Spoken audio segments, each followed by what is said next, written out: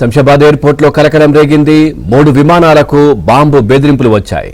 ఇక Kannur, Hyderabad, Frankfurt, Hyderabad, London, Hyderabad విమానాలకు bomb బెదిరింపులు వచ్చాయి. దీంతో 3 విమానాల్లోనూ బాంబ్ స్క్వాడ్ అధికారులు తనిఖీలు చేశారు.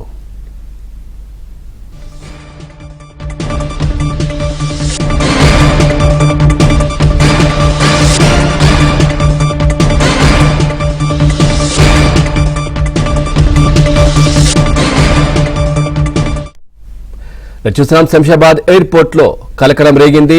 3 విమానాలకు బాంబు బెదిరింపులు వచ్చాయి. అలాగే ఈ అంశానికి సంబంధించి మరింత సమాచారాన్ని మా క్రైమ్ కరెస్పాండెంట్ ప్రవీణ్ అందిస్తారు. ప్రవీణ్, ఏంటి ఆకతాయిల పనేనా? పూర్తి డీటెయిల్స్ ఏంటి దీనికి సంబంధించి?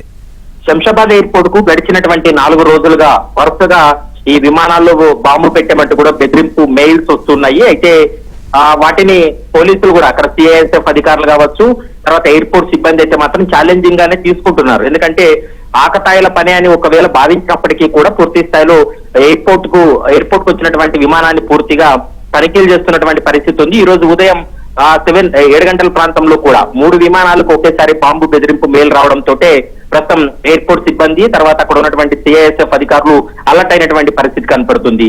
కేరళ ఎయిర్పోర్ట్ నుండి హైదరాబాద్ ఇండిగో ఎయిర్లైన్స్ కు, మరోవైపు హైదరాబాద్ కు వస్తున్నటువంటి మరొక విమానానికి కూడా ప్రస్తుతం అయితే మాత్రం ఈ యొక్క బాంబు బెదిరింపు రావడం జరిగింది.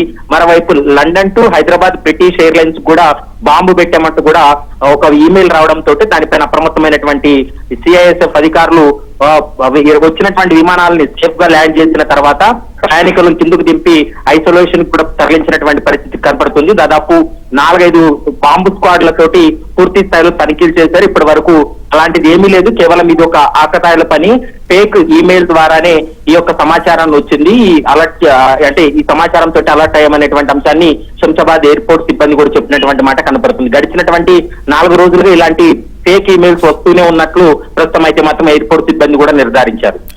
Right, thank you Praveen, thanks for the updates.